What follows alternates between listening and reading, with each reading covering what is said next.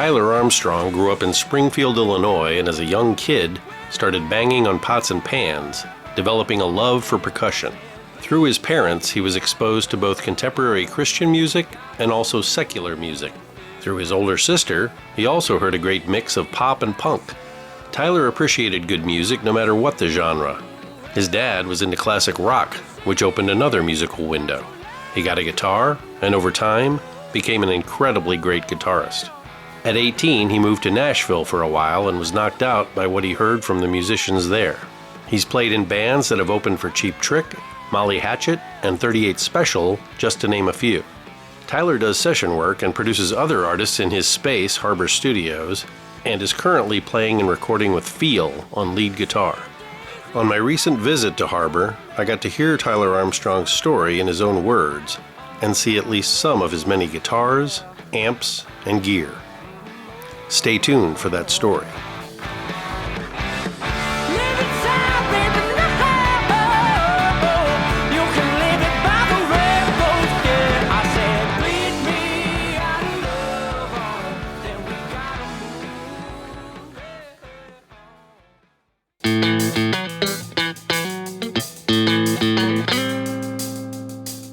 You're listening to Frets with DJ Fey. No lessons, no technique info. I just talk to people who play guitar. Stay tuned.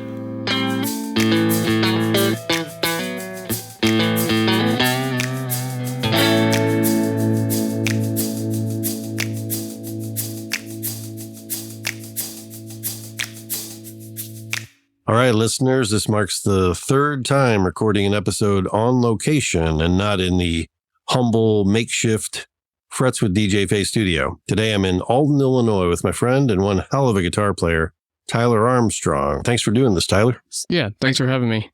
We're here at Harbor Studio, and it's quite cozy. It's very nice. Thank you. So are you originally from Alton? No. I'm originally from Springfield, Illinois, and I lived there until I was 18. Went to school in Nashville for a bit, and mainly was doing session work, but sort of went to school. But then moved to the St. Louis area for some music things, and we made a studio in Alton. Nice. What was the first instrument you picked up when you were growing up? Oh, well, they say I was banging on, like, typical pots and pans and plastic Tupperware stuff really early on.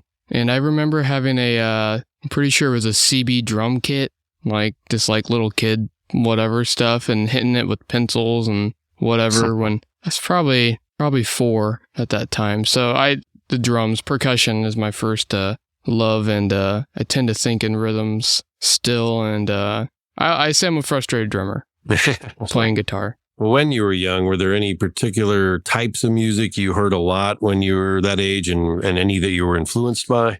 I've thought about the influence part a lot.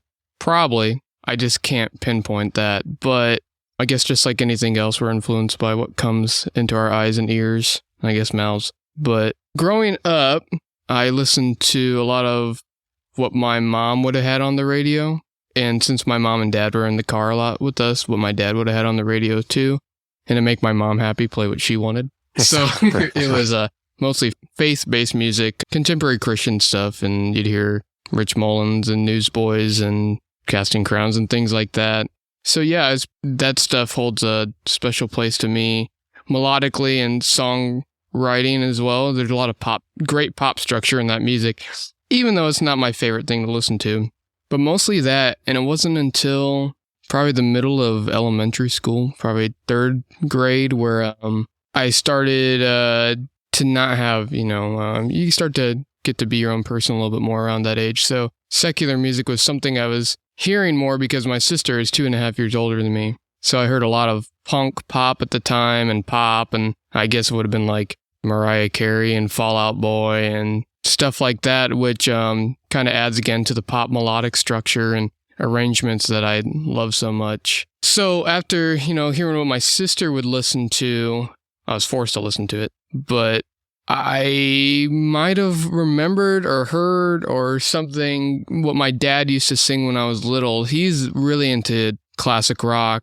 He was born in 62, so, during the times of AM meeting FM and things like Wings and ELO and Yeah, well, the British stuff of the mid-70s especially, but then on to New Wave and all the underground New Wave stuff. But I remember him singing, the song Carry On Wayward Son, and I had no idea what that meant, of course. But I was going through my mom's CD collection, all 3 of them, and there was this band called Rachel, I think they were called, or just Rachel or something like that. And it was these girls on the front, and I probably, 8-year-old had a crush on one of them or something.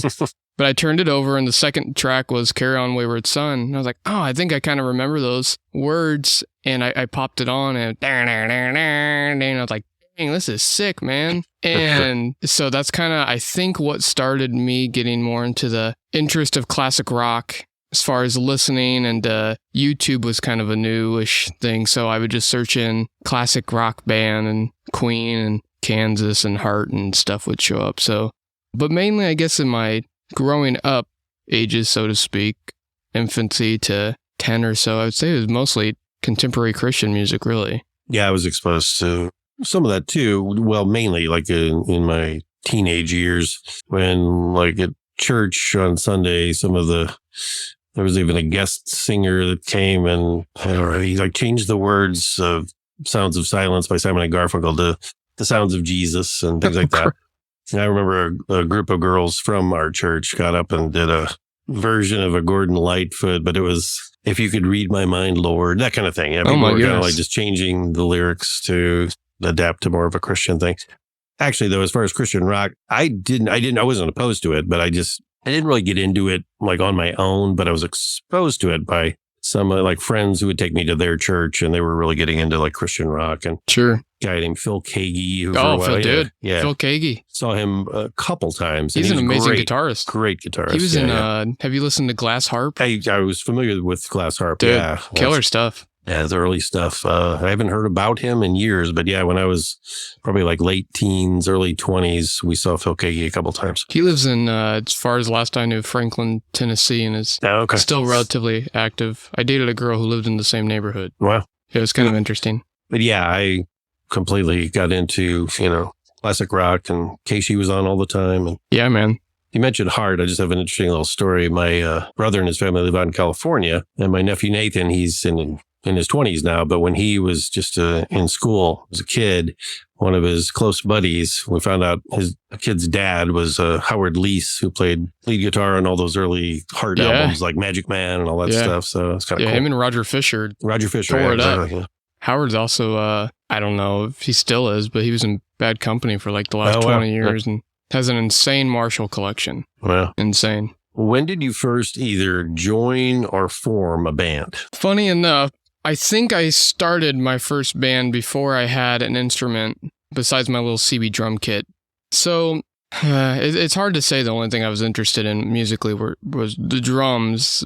I had my very first guitar when, I don't know, I think I was 5, but I took 2 lessons and then it went away. One day I heard a really loud pop. It was in the middle of the summer. I went out there to see what it was, and my dad wasn't super happy because he found the guitar that I had hid, and just the sheer heat and humidity broke the neck off. Oh, no. So it was probably around the time I started listening as in occasionally listening to the one song I knew, Carry On Wayward Son, or what it was. In 3rd grade, I started a band with these 2 dudes named Michael and Dakota that had no musical education, didn't own an instrument. It was just a fake band.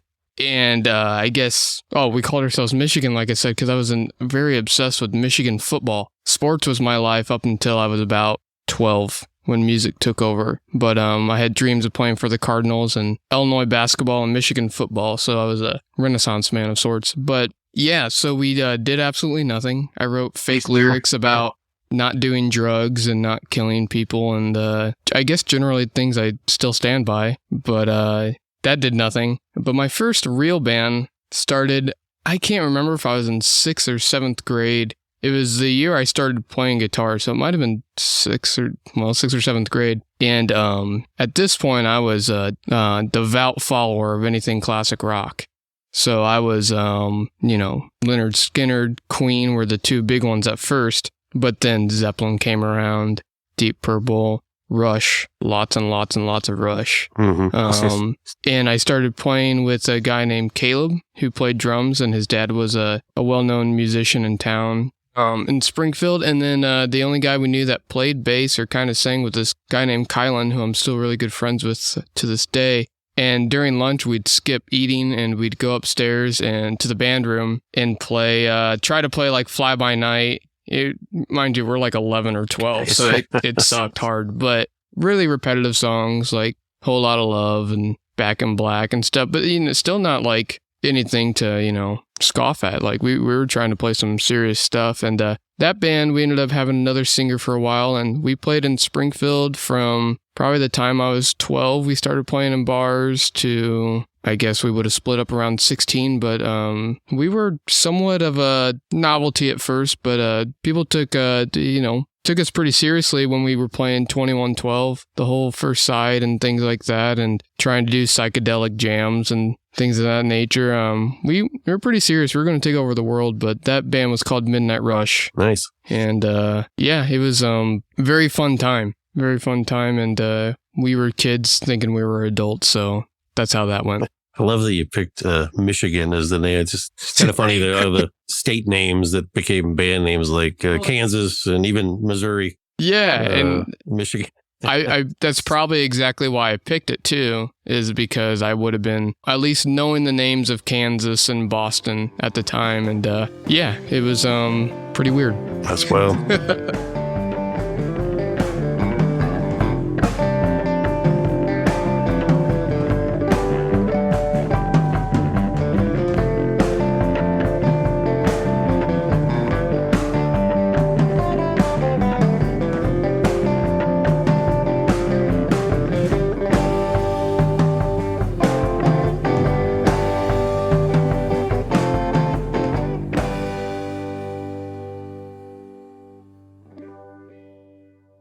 Stay tuned. We'll be right back.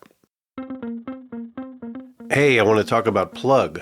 Plug makes it easy for you to purchase the personal technology you need at 40 to 70% off retail pricing. What can you get from Plug? Certified pre-owned devices including iPhones, Androids, AirPods, Macs, smartwatches, accessories, and more.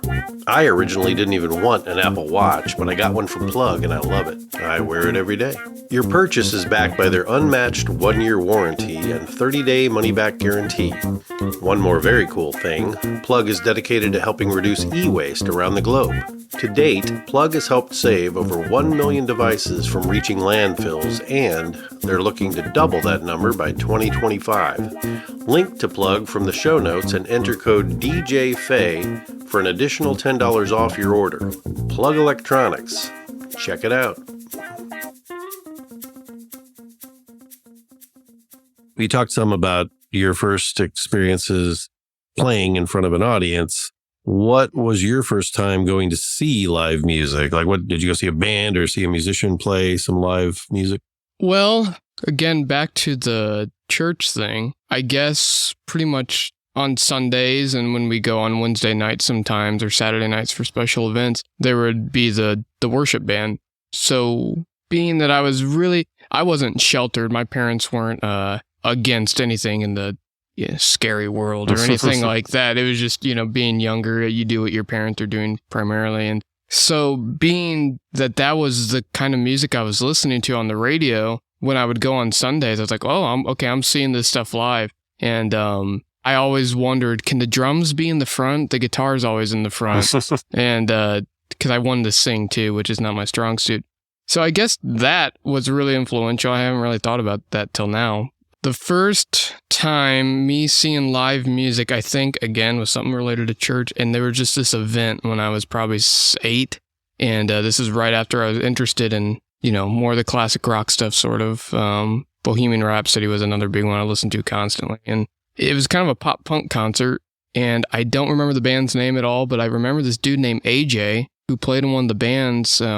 My mom helped organize the event, and we asked AJ, well, where do you go about to get a guitar that's not a piece of crap and all this kind of stuff? And he said, I started on a Squier Strat Pack, which I think anybody born after probably 1988 started on a Squire Strat Pack, and that's exactly what we did. So I think that was the first concert, but the first one that I really remember, my dad, my Uncle Jim, and I went to the convention center in Springfield, Illinois, and sat stage left and saw Leonard Skinner, and I lost my mind. Oh, wow. That's great. Yeah, it's interesting hearing those bands back then, and you have the initial draw to them. I probably would have enjoyed anything I heard that had a guitar and that was kind of heavy at the time. But now, I didn't listen to Leonard Skinner for probably throughout high school just because, for whatever reason. But you go back and listen now, and I'm like, man, that was kind of, I was extremely influenced by these bands that I listened to before I played guitar or even had a guitar, and how much I still use those licks now, and just deciphering Leonard Skinner's sound. And I mean, they're very Southern. There's a lot of country in there, yep. But there's also a lot of English blues rock. If you compare a Free album and a couple Leonard Skinner songs per each album, you're like, man, they were kind of digging on Free and stuff. So anyway, that was a bit of a tangent, but probably Leonard Skinner was the first concert that really changed my head, I guess. Like a big name. Yeah. Yeah. And it was loud. Yeah, it was loud. Yeah. Is there a band or a musician that you really like that might surprise some people?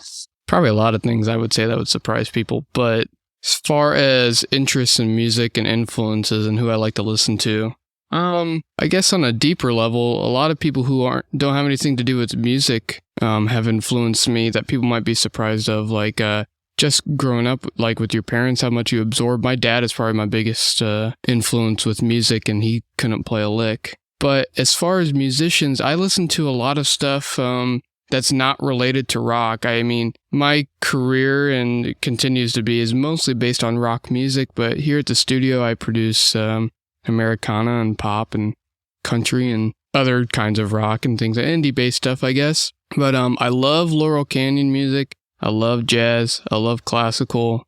John Coltrane's my dude. My favorite artist of all time is probably Joni Mitchell. Oh, love Joni. Yeah. She can do no wrong. Even if she's on a hiatus, she can do no wrong. A lot of singer-songwriter stuff. A lot of Dan Fogelberg and that kind of stuff. I don't know. The answer to a different question that's related to that people seem to be like, oh, that's weird, that the answer I give is what band I would like to be in the most. And one might think because generally playing heavier rock and Zeppelin-ish kind of stuff or whatever, but I'd really love to be in America. Oh, wow. Because America kind of encompasses a ton of the things I love.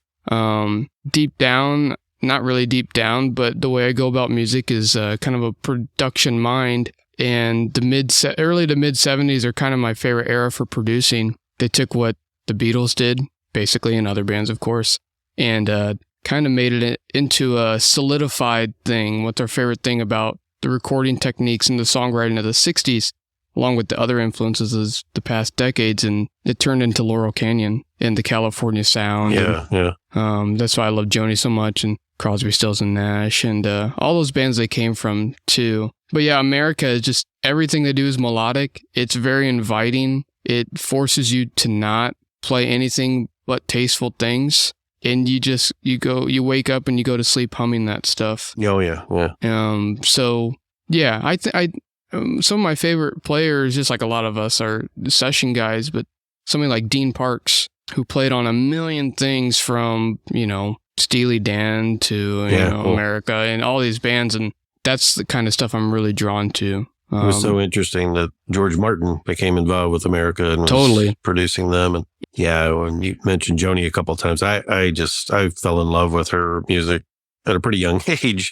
And again, I was listening to lots of more hard rock and classic rock, but she really struck something with me. And then it was really interesting to me when I started reading about how when she first wanted to learn, she was struggling because of she had polio as a kid. She even had to kind of figure out some ways to alternate tunings and stuff like that. I think I'm getting that right, to where she would be able to play chords because she just had such a desire to play guitar that she overcame this, the physical pain that it was to hold her hand. But anyway, I absolutely love Joni Mitchell. Chord and Spark is one of my favorite albums of all time. Totally. Yeah. I'm definitely a '68 to '74 Joni, Yeah, but yeah. anything she did was amazing. But yeah, she's a great example of a true artist. First off, she views herself as a painter that writes music. Right. And that's that's way more artistic than I can be. But yeah, just the way she has incorporated life events into her music. I'm kind of obsessed with Graham Nash as well. And just, there's so many of these things that I hope nobody knows as much about me as I know about Graham and Joni Mitchell's relationship. Right. 2 years, and I could talk about it for an hour, but just, they're very much humans. And I guess that's the sort of thing I'm drawn to the most. Very much a Laurel Canyon story. No doubt. I got to meet him. I guess it's been about 6 years ago. I had no idea about that whole story where he, in addition to music, was into photography and even like the digital processing of photography. Kind of pretty innovative. The Photography Hall of Fame or whatever it's called here in St. Louis had him come speak. Wow. I want to say it was like 6 years ago, but yeah, I only met him for like a few seconds, but it was really kind of cool because he was a hero of mine as well. Totally. Yeah. The Hollies, and I love the Hollies. I do. All eras. I really love the Hollies. Especially when they went psychedelic. Yeah. But his Song for Beginners is one of my favorite albums. Yeah. Stay tuned. We'll be right back.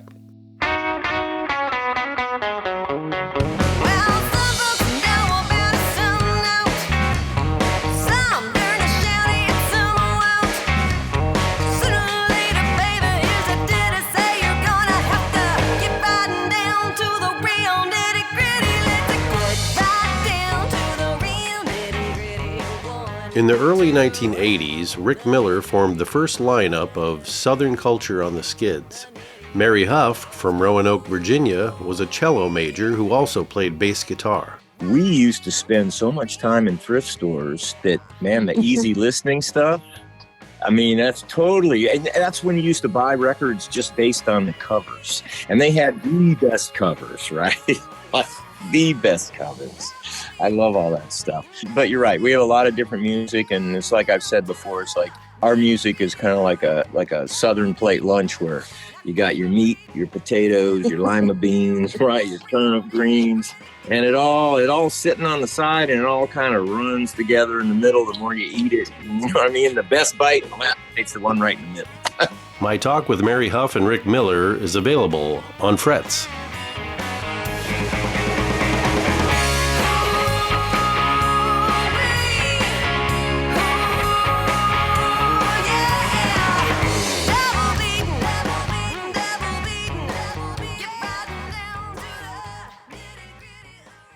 Well, let's talk about equipment. I don't have nearly the amount of guitars and amps and equipment that a lot of people I know do. And just looking around your place here, you got a whole arsenal of stuff. But I guess what I'm interested in, and you talked a little bit about it earlier, is along the way when you got to the point where you were getting guitars that were better than just the beginning, learning guitars, were you drawn to any particular types of guitars? Or I know that's a broad question. Yeah. There's probably a lot of them. But well, first off, yeah, I think talking about gear is important, no matter the price point, of course, because you have stories of Eddie Van Halen building a guitar and yeah. Brian May, all that kind of stuff.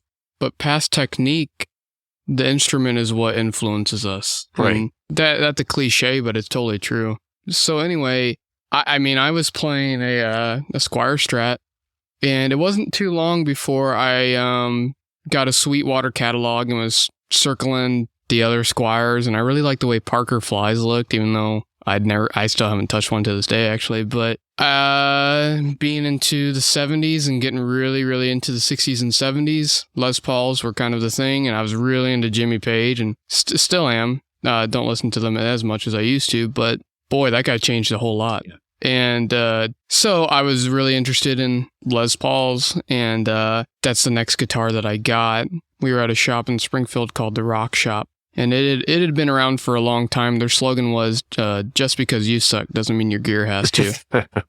And so you'd see those bumper stickers around town, and I actually just saw someone the other day with one, oddly enough. But anyway, so we went there, and there was a 2006 Les Paul Studio, white, gold hardware. And I was like, oh my God, that is the most beautiful thing I've ever seen. They're beautiful. And I don't know if my dad had come along thinking that I was going to get another guitar.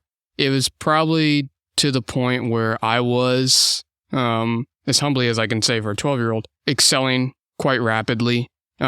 Meaning to say I didn't do my homework, and it's the only thing I did. So I was also getting a lot of trouble. But I think it was to the point that, you know, the next level sort of thing.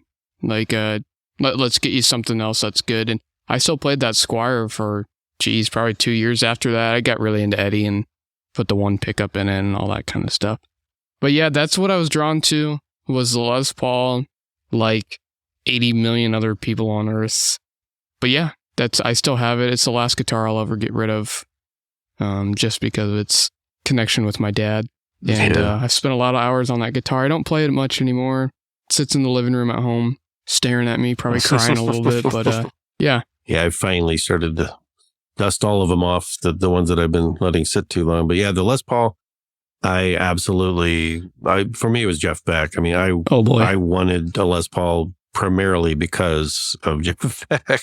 Heck yeah, man. And I've had that since I was a teenager, so I love it. Blow by Blow kind of era, Jeff Beck, or early on too? Yeah, I even liked the Yardbird stuff, and then the early, Blow by Blow, and I saw him several times over the years, and just, I've mentioned often that he was my first guitar hero, but Les Paul's a beautiful guitar. It is. They're cranky, not cranky in the way that a Telecaster is, but they're much more forgiving than a Fender, so they're kind of like a Sour Patch Kid. It's like sour and sweet at the same time, but there's a whole lot of Les Pauls out there that aren't any good, but when you get a really, really, really nice one, and there's plenty being made today that are incredible, it's a game changer. It's the tone, that Eric Clapton and Bloomfield kind of started for everybody. Well, let's talk about your current band, Feel. How did that come together? I mean, was that when did it start, and who was involved? Is it evolved to different personnel? Or? Yeah. So when I graduated high school, I went down to Nashville and went to school. Like I say, sort of. I was probably doing a lot of things I shouldn't have been doing, but one of them was not going to class as much as I should have been. I was doing a lot of sessions and didn't really earn my stripes. I got thrown into it because of connections with a girl. I was dating a girl, and her dad was in the group, so to speak. So from there, I kind of got disillusioned with some just personal things. I was 19, so, a lot of adult things going on that I wasn't really... Confusing age. Yeah, no doubt. And I thought I knew everything. Classic thing. And I probably still do. But I left there just for some gigs with this band from Greenville, Illinois, that went to Greenville College. And a guy I knew from Springfield, Illinois, was friends with them and said, hey, they need a guitarist for a gig. And I was, it could be seen as something like, why would you have left doing things in Nashville or whatever to go do this small gig in front of 15 people? And I can't even remember where, Iowa. But I was really excited to get back and play out live again. And because I hadn't since I was 16 after Rush broke up. I did a couple Broadway things, but that sucked. I couldn't stand it. Yeah, that's just an interesting street in Nashville. But so I went and I ended up playing a gig with this guy named, the band was called Nick Buffano and the Innocents. And to cut to a longer, I guess it was 8 years ago, Nick Buffano is who I owned the studio with.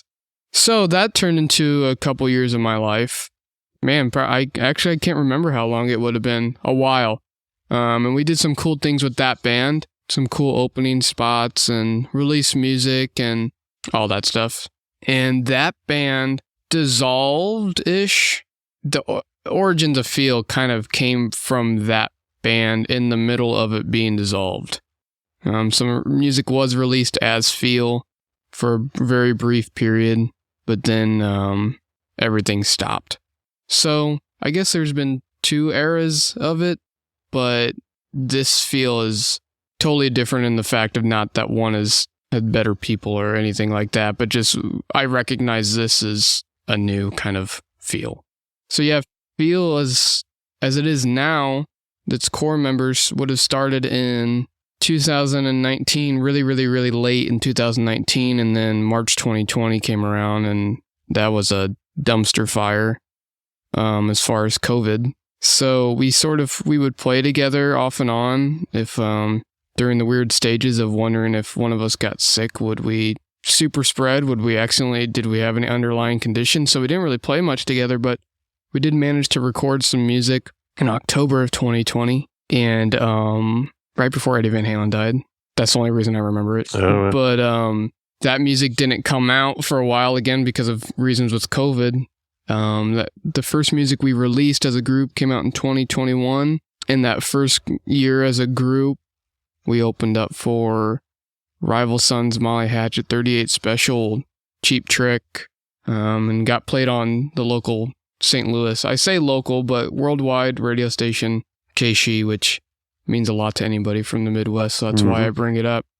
So, Feel had kind of been from the ashes of another thing I really loved with NBI, we called it, Nick Buffon on the Innocents, but we've kind of really only been a group to the public for going on about 2 years now. Well, you guys just recorded a single. Yep, we have a lot of music recorded. Being a band that's kind of a risk as patting ourselves on the back, up and coming, but also still being independent. We're doing everything on our own and have our certain ways of marketing and release, and ADHD is a real thing in this world, as it has always been, but now we have more things to look at on our phones. So yeah, we have one single coming out. We usually release them as A-B sides, because again, with ADHD, someone's going to listen to a song twice and want something else. But we have a lot of, that'll come out August 11th of 2023. So probably by that point, everyone can go listen to it and see the music video as they listen to this podcast. But yeah, it's it's the first time we've used my studio to track it fully. We also have a new singer who joined the band in April. Yep. Nice. Yeah.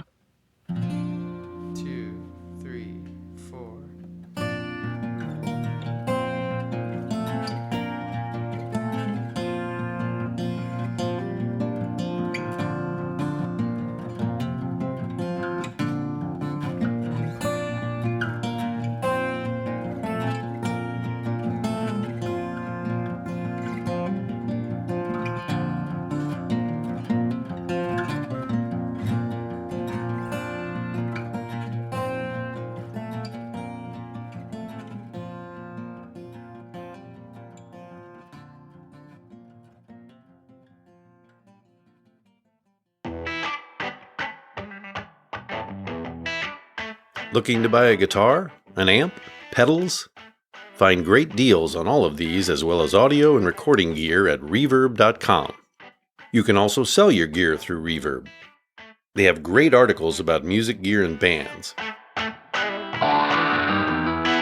And Reverb believes music makes the world a better place. That's why they created Reverb Gives, that provides youth music education programs all over the world with the instruments they need to make music. Link to Reverb through Frets with DJ Fey in the show notes for this episode. Hey, this is Tyler Armstrong with the band Feel, and you're listening to Frets with DJ Fey. What's your best experience or memory of meeting a guitar hero? Well, it's an interesting thing, the circles I'm in with just being a player that blessed to be that a handful of people enjoy. You kind of get into these circles of other guitarists that people enjoy, but also being in the vintage guitar world, you meet a ton of people because of what you might have or what you have that somebody else might want. So I've met a lot of people that I wouldn't say are my guitar heroes, but are, because unfortunately a lot of my guitar heroes just aren't with us anymore. Right. Or live in, are on Mount Olympus of sorts when it comes to socializing. Jimmy Page. I haven't talked to him yet, I say. Right. That would be awesome. But yeah, I've met a lot of people that I look up to and a lot of other people's guitar heroes that I just hadn't gotten into yet. But for me, in that store in Springfield, Illinois, I didn't meet him. It's kind of a funny story. At the Rock Shop, Slash came through and I just happened to be there. But it's the only time I would say that I was like starstruck.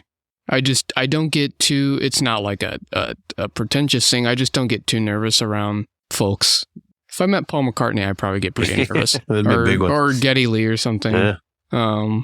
Which I can probably talk about that when we talk about gear. Anyway, so Slash came in with Miles Kennedy, who's in Alter Bridge and his solo career. And I saw it as friggin', Slash. So I went to the bathroom in the back and I hid. Like, it was probably a solid hour. Yeah, so that was the first Guitar Hero I saw. I met Pat Smear one time of Nirvana and Foo Fighters fame.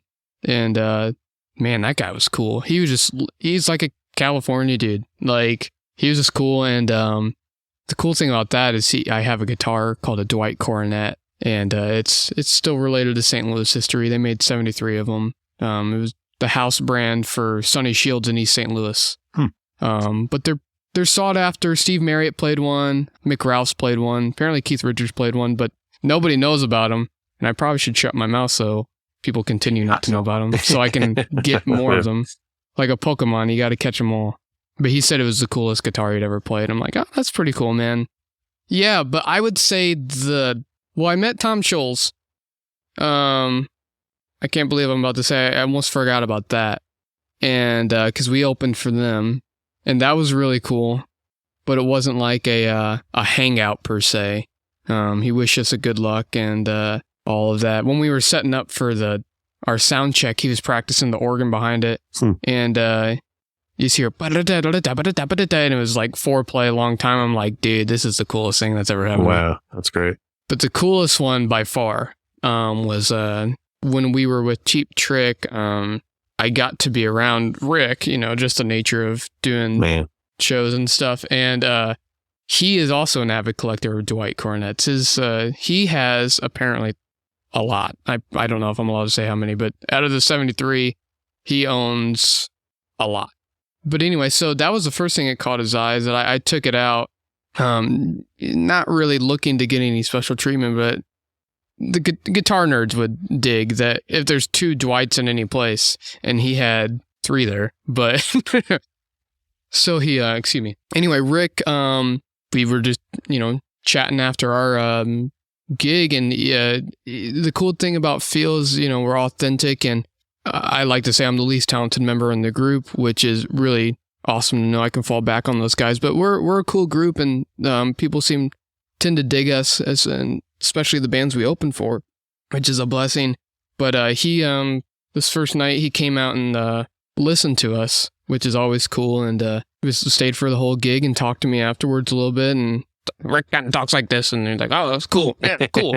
But what he really says, my girlfriend was there, and she looks like she's from 1973, but 23 years old, and he's like, screw you, I want to talk to her. So that's what he really said. So he didn't care about the guitar anymore. But funny. Anyhow, we were just standing side stage just watching Cheap Trick. I mean, whether you're from the Midwest or not, but especially the Midwest, I mean, Cheap Trick they're gods. Huge. I mean, it's just the biggest club band of all time. And just song after song, it's California Man and Stiff Competition. I'm like, God bless it, man. These guys are just knocking me out.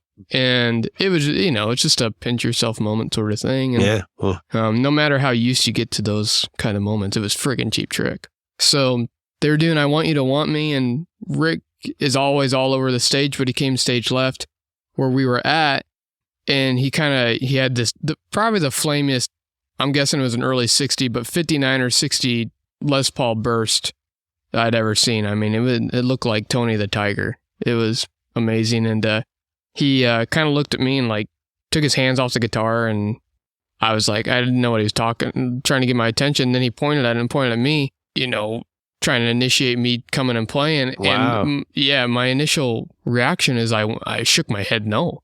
I was like, no. And it's not like I didn't know that song. Again, I'm from Illinois. We know Cheap Trick. But in the second, he just kind of like smirked and like did his Rick Nielsen roll of the eyes and walked away. And I was just like, I can't believe what I've just done. I'd said no. And then I turned around, the dudes in my band, my girlfriend, and they were like, what were you thinking? Missed opportunity. Dude, go walk up there. And I'm like, no, I can't. Oh my gosh. And they basically forced me. And I was like, you know what? I got to do this because this may never happen again. So I walked up stage left and they were finishing the song and Rick looked over and he kind of was like, the kid came to his senses.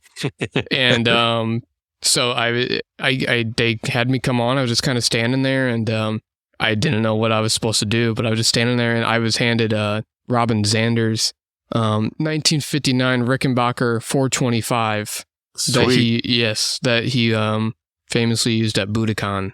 And it was also owned by Johnny Ramone previously to him buying it. So I strap it on and they said they count out off surrender and it was amazing. It was a great experience. Wow. It was. And the coolest thing about it that I attribute to like that experience and a lot of other experiences in my life that are very spiritual is my dad passed in April of 2021. I'm sorry to hear that. Thanks. He was truly my best friend and him and my mom are my heroes for sure. But yeah, he was something else. He was definitely cool. But again, growing up in the mid 70s, late 70s, when Budokan came out and all that stuff, Heaven Tonight, Cheap Trick was, my dad wanted to be in Cheap Trick or Boston or Kansas or whatever. And so obviously he was not there. This was just last year that we played with him. But I looked out and, like it was nothing, could see my dad in the crowd. And I was like, right on, man. Look, like we did it. We're doing it. This is sweet. My dad's, it's a little bit of a tangent. I talk about my dad a lot, but my dad grew up rather poor financially. His dad was a manager at the post office, worked late nights, and my grandmother watched the kids, 6 of them, which is probably the harder of the 2 jobs. So they just didn't have a lot of dough growing up, and he just couldn't afford it, or didn't even want to ask to have a guitar, Late 70s, oil crisis, this kind of stuff was not cool. And so anyway, but it was always his dream to kind of escape the unfortunate sides of what not having money can do. Not like he had a bad upbringing per se, but anyhow, I'm going on a tangent, but he, this was his dream of sorts. He'd never tried to go for it, but we all want, like I said, I want to still play for the Cardinals. Maybe not this year. But so he kind of always viewed me pursuing my dreams and this as my career, which is turning out, which is awesome, as kind of the biblical story of King David and Solomon, where King David wanted, but Solomon got, and Solomon's temple, and in turn King David got exactly what he needed. And I'm sure my dad was much more proud or happy with me doing it than him ever. So anyway, that was really cool. And him seeing us open for Boston was great too. But yeah, him being there of sorts was probably maybe the best experience of my life. I love that. I think that's just fantastic that he was able to experience you in that moment. That's great. Yeah. Yeah. And though physically not there, I can't describe anything on earth either, but yeah, the dude was there, even if he wasn't physically, which, right on. Any advice for young guitarists who are just starting out? Yes. And I say this because this is not what I did at first. And I also say this too, being in a production role sometimes means that you just got to be straight up with folks and just tell them the truth. So I've said this to people I've worked with or have asked that have been playing guitar for a long time. And this goes for anything with music or life in general, is that absorb everything you can. If I was really into rock and I was like, country, and you know what? I probably would have really dug it actually, but I just didn't. I decided not to. But then when I got to Nashville, I was like, man, these dudes tear it. These guys are insane. They think so much faster than I can. But yeah, absorb anything you can. If you dig rock, awesome. Listen to all the rock you can, even the rock bands you don't like. But also listen to jazz and Coltrane. It's, that it's not elevator music. And even the stuff that's in an elevator, you can learn something from. They're in an elevator for a reason.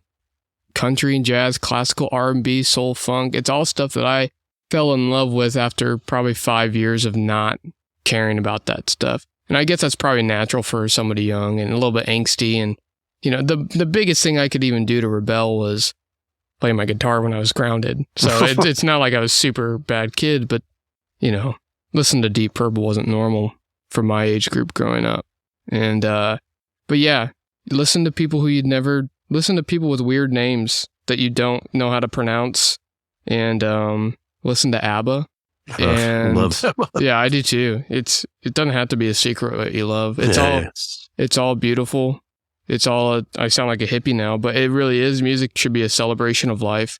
So if you're breathing, you know, have an appreciation for it. Jimmy Page said this about guitarists, but it is music in general. It's all valid.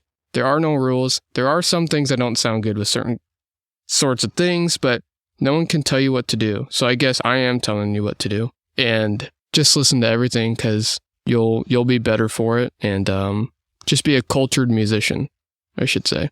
Sage advice. I like it. Thank you.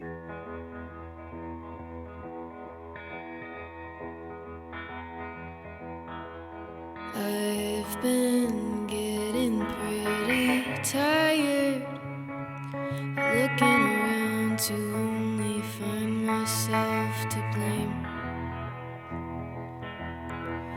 They say where there's smoke, there's fire. And my lungs are full of smoke, but I don't see a flame. You know I used to. The song you're hearing, You, by Emily Howe, was produced by Tyler Armstrong. Tyler also played all the other instruments, except for drums. I've been talking to your mother. She thinks it's cool that I've been playing in a band. I've been holding on to every shred. Well, Tyler, I really appreciate you doing this, and especially having me here at Harbor Studios. I think it's always cool to be on location. I want to do more of that. So far, it's recorded Jimmy Griffin at his rehearsal space, and then Walter Parks in his I love guitar Walter. workshop. Yeah, he's cool. He found out he doesn't live very far from me at all, like 5 minutes away. And yeah, we talked in his guitar workshop. But this is great. I also love, it's just always a thrill for me too, to be surrounded by equipment. And I definitely, if you'll agree to it, we'll have you back, and we'll next time we'll dive deeper into amps and pedals and gear and equipment. And, Yeah, I'd love to. Your recording equipment too. Yeah, it's we're not against new gear, but besides the K-Line, I think the newest guitar I have ownership of is from 1969. So we've had a lot of cool stuff Vintage to talk stuff, about. yeah. a Nice. lot of cool stuff. This is great. Well, Tyler, thanks so much. I really appreciate it. Right man. on. Thanks, man. Good to see you. You as well.